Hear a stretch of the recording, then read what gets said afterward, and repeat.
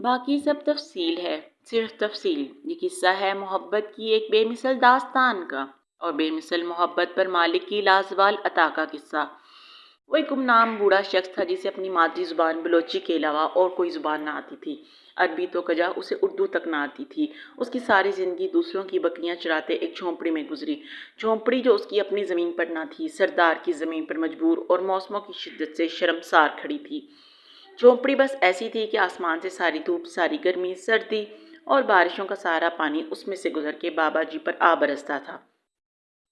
مگر بابا اسی میں خوش تھا۔ شکوہ کیا ہوتا ہے شاید یہ جانتا بھی نہ تھا۔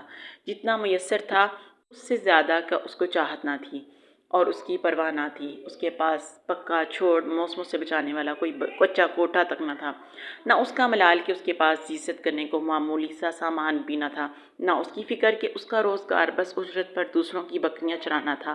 اس کے سوا کچھ نہ تھا۔ عجیب شخص تھا کہ وہ بکریاں چرانے کی انبیاء کی سنت پر ہی عمل نہیں کر رہا تھا، اس کے دل میں ایک اور سنت بھی چپکے چپکے پل رہی تھی اور بڑھ رہی تھی، اور وہ آرزو تھی سونے کا گھر دیکھنے کی آرزو، زیارت بیت اللہ کی سعادت پا لینے کی انبیاء کی سنت، نبی کی بستی سے آنکھیں ٹھنڈی کر لینے کی سعادت کی آرزو۔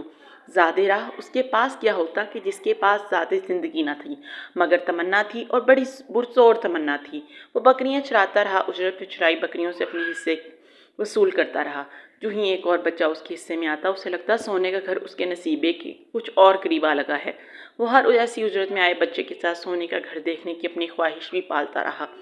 پھر ایک دفعہ جب تن پر اچھے کپڑے نہ تھے، پاؤں میں مناسب جوتا نہ تھا، جھونپڑی میں موسموں کی شدت سے روکنے کی موزوں صلاحیت نہ تھی، اس کے پاس بکریوں کی اجرت کے علاوہ اور کچھ نہ تھا، اور پاؤں میں جوتا تک نہ تھا، لیکن اس کے پاس یہ شدید خواہش، شدید آرزو تھی۔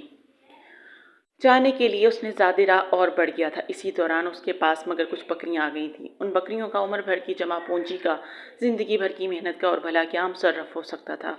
اس نے بکریاں بیچیں اور دیریار پر دیکھنے کو چل دیا۔ نہ ساتھ کوئی ساتھی اور نہ رشتہ دار، مگر اس راہ کا ہر مسافر اپنا ہی تو ہوتا ہے۔ ایک تھیلا بغل میں دابے بالآخر ایک سویرو سونے کے مدینے میں کھڑا تھا۔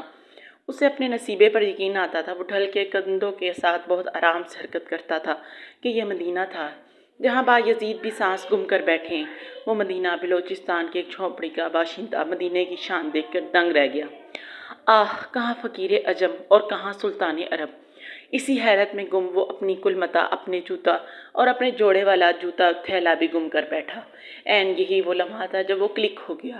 جب وہ اپنے تن کے آخری چیچڑے بھی سونے کے در پہ گم کر بیٹھا تھا تو عین یہی لمحہ تھا جب عرش والے کا اس سادہ مزاج محبت کی معراج پر التفات اور قبول عام برس اٹھا تھا۔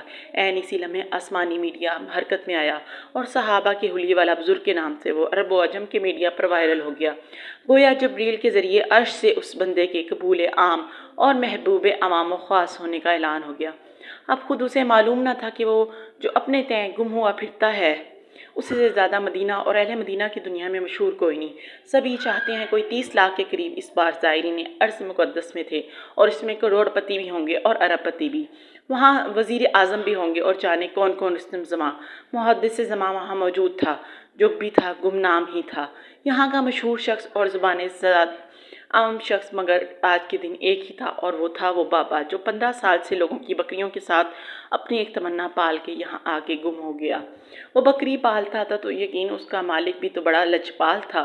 اس نے اسے فرش سے اٹھایا اور عرب و عجم میں نامور کر دیا، تاجوں اور تاجوروں سے زیادہ تاجور کر دیا۔ اب عرب و عجم اس کے سے بابے کو پکار رہے ہیں کہ حضرات حج پہ بلانے کے لیے اس کے پیچھے پڑے ہوئے ہیں، اور سنیں اور سنیں اور سنائیں، سارے پڑھے لکھے ایک ان پڑھ کی کہانی سنیں اور سنائیں۔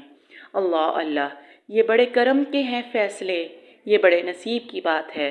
تو صاحبو عرض کی تھی یہ قصہ ہے محبت کی ایک بے مثل داستان کا، اور بے مثل محبت پر مالک کی لازوال عطا کا قصہ۔ باقی سب تفصیل ہے، باقی سب تفصیل ہے۔